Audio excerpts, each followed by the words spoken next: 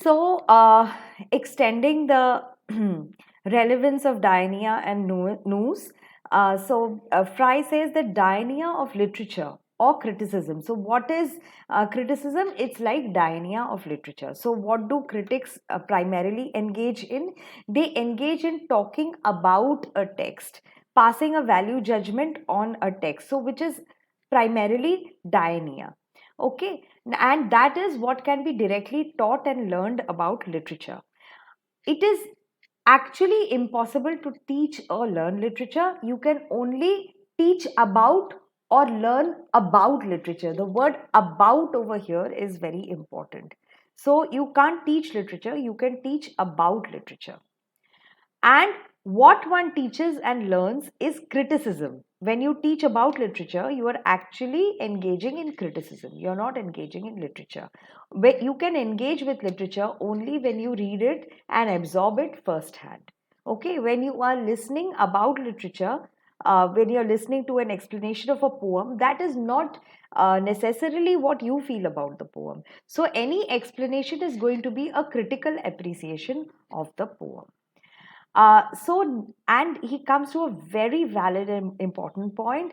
He says nothing that we can teach a student is an acceptable substitute for the faith that a higher kind of contact with literature is possible. So he says, no matter how well we teach something to the student as teachers of English literature or any other literature, no matter how dedicated we are, how persuasive we are, what we can give is only an idea about something that cannot be substituted by the higher kind of contact, the direct contact which the student can have with the literary text, and which will enable the student to believe in the text in a different way. Hmm? And after talking about Diania and nous, Northrop Frye goes on to focus on his second point, which is pedantry. Now, what is pedantry? So he says criticism has done more harm to English literature than good, because he believes criticism is very pedantic.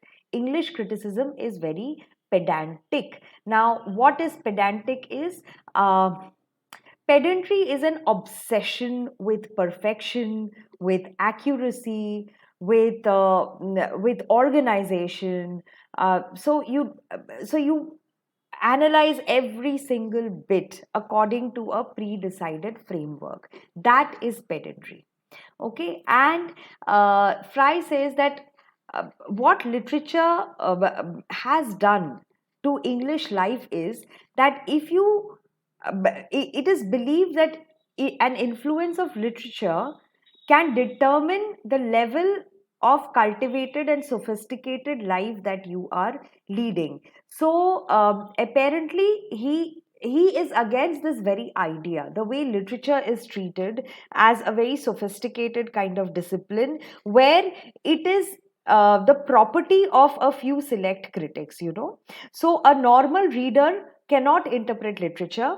The normal reader is in no position to interpret or to give meaning or to make meaning out of a text, because the normal reader is not a critic. The normal reader is not as studious or as well informed or as insightful as the critic. That is the English literary tradition. So the critic thinks that it is the critic's responsibility to enlighten the reader, and this has resulted in pedantry. And Northrop Frye actually criticizes this pedantry. If you look at the second point, it says critiques pedantry. The way literature was seen as a prerequisite and a compulsory engagement for a cultivated existence, leading to critical arrogance. Okay, so what he does not like is the practice, is the kind of a performative engagement with literature, which people thought was a prerequisite. It was a compulsory requirement. for a cultivated existence. So if you want to show that you're very cultivated, you're very aware and enlightened and sophisticated, then you learn to critique literature. And this also leads to critical arrogance. So because you're a critic and you're not a reader, so somehow you get this idea that the critic is superior to the reader. And Northrop Frye does not believe in this hierarchy. He does not believe that the critic is superior to the reader, because he believes that every reader contributes to the meaning making process of the text, because for every reader will experience the text differently. So in fact, what he's championing or speaking in support of is that literary experience should be democratized. Literary experience should be freed. It should be available to everyone. It should not be the sole property of critics. And therefore, he advocates a revision of the whole attitude to literature, in which a poet could be judged by standards derived from another poet, however much greater. So he also criticizes and speaks against this tendency of critics to apply the standards of one poet to another poet and then say, oh, Shakespeare is not as great as Milton because, or Thomas Wyatt is not as great as someone else because. So he does not like this kind of a standpoint where two poets are being compared, uh, and one particular poet's evaluative framework is being used to evaluate the work of another poet and thereby establish a hierarchy of greater and lesser. So he says this has to be done away with. So, like I was saying, that he is against this formula that so and so isn't as great a poet as Milton. So he says, though this statement could be true, but it does not have a critical edge to it. It is without critical point. So this statement does not it's not relevant. It does not hold any ground, because when you say so and so is not as great, again you are speaking from your subjective experience and you are speaking from the prism of the framework that you have created for to evaluate the work of a particular poet. So this is, you're not making a critical point at all. So he wants people to do away with hierarchical standards where the framework or the template will make one poet superior, one to the other, more superior than the other, only on the basis of the framework that the critic is applying. So he believes that poets need to be judged, or their works need to be judged in terms of experience, which the reader gets firsthand, not what the critic is giving to the reader. And then he goes on to talk about new criticism, and he says new criticism is a school of critical theory. We saw in the earlier session, right, in the session where I discussed intentional fallacy by Winsat and Beardsley, where they say that the author is irrelevant and there is no intention which the author had, and it is all about the meaning which the reader takes from the text. So, this is the school of new criticism.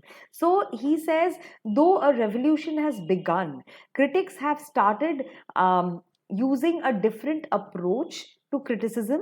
So, and they have started introducing this in the teaching of English, and this is called the new criticism school, the school of new criticism.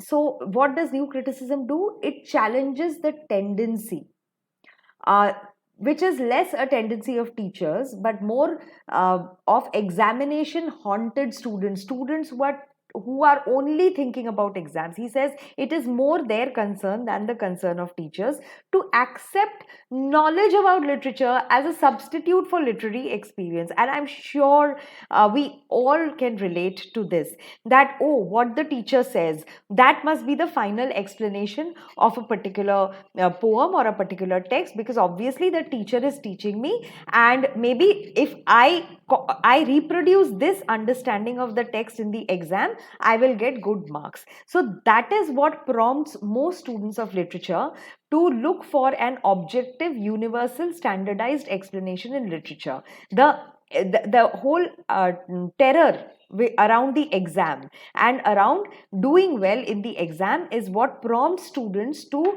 look at literature as having a unitary meaning. So Northrop Frye says that we have to do away. So new criticism challenges this kind of an understanding of literature, or this attitude of towards literature which students have. So what did the new critics do?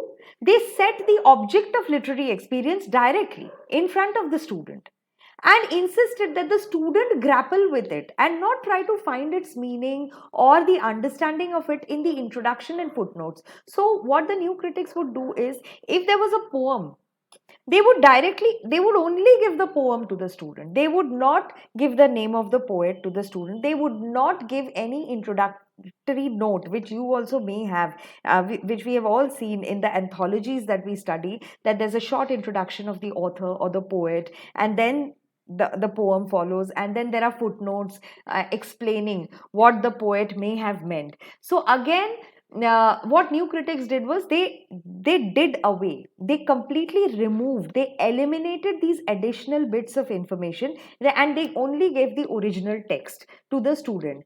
So it could be a poem or a story or whatever. So they just gave the original text, but no, so the student had to engage in meaning making only on the basis of what was available, what was right there in front of the student on that piece of paper, without having access to who wrote it or when it was written or why it was written, right? So Northrop Frye says, yes, this is revolutionary. It is definitely breaking away from the existing tradition of criticism, but nonetheless, new criticism is criticism too. He says, new criticism was also criticism. It developed its own techniques of talking about the work and providing another critical counterpart of the work to read instead. So he says, new criticism also came with its tools, and it also just supplied another framework to reading a work. So in the end, it was, again, though it was revolutionary, it was nonetheless another kind of criticism. So let's see where he's arriving, right? So now he says, what is criticism? Good criticism. What should good criticism do? He's talking about criticism as pedantry, things that criticism engages in and ends up divesting or depriving the reader of the first hand experience of a text. So now he says we need to think about what criticism should ideally do. So he comes up with some very radical points which are difficult to digest. So he says criticism should weaken all those tendencies that keep the literary work objective and separated. So he says criticism should work on itself. It should work on its own approaches, and it should recalibrate, reconfigure those approaches, take back the approaches which treat a literary text as separate, which treat a literary text as a piece of an object. Criticism needs to be actively iconoclastic about itself. Iconoclastic means when you criticize something. So criticism criticizes a literary text, right? He says no, criticism should criticize itself. Criticism should criticize criticism, not the literary text. So, because criticism itself has so many flaws. Criticism stops us from thinking. Criticism stops us from experiencing a text firsthand. Criticism stops us from engaging in our independent meaning making process. So, criticism should stop and look at itself and start criticizing its own framework or its own templates, which are a hindrance to experiencing literature. And he says criticism needs to point beyond itself. So it has to make students move away from the template that it is offering. It should strive to undermine the student's sense of the ultimate objectivity of the literary work. So, what criticism should do is it should discourage students from looking at a literary work as an objective uh, kind of body with a single meaning. So and that is what the challenge of criticism is. So it's like a paradox that on the one hand, criticism is looking at a text through a particular prism, right? So this is exactly what criticism should stop doing. It should not tell the student, it should not give the student that idea that, okay, I'm looking at the text from a particular angle. Instead, it should leave the text out there and it should ask the student to explore. So it has to give tools to the students which will make the student realize that, okay, a poem, a story, whatever, a literary text cannot be viewed as having one single meaning, which this particular criticism of the poem is offering. No, it can have multiple meanings, and it is for me to discover those meanings. That is what he means when he says that criticism should discourage students from looking at a text objectively or from seeking objectivity in a text, because no literary text is objective. Texts are extremely subjective and personal. Because when I'm reading, I'm also putting myself into the text and I am engaged in a meaning making process, and criticism is offering me only an external structure, and that cannot be my truth. What criticism gives me about the text cannot be my truth of the text, right? So it is almost like cooking, maybe. If you if you look at YouTube and you know about a recipe, so you know how to make, say, a particular item, you have knowledge about it, but it's not the same as actually making it and experiencing that relation with it. So, and when you start making it, you will obviously use your own sensibility also, that, okay, let me replace this with this, or so it's that kind of first hand engagement. He wants the student to be free of the critical parameters, the parameters offered by criticism. So that's what he means by criticism uh, requiring to be iconoclastic about itself.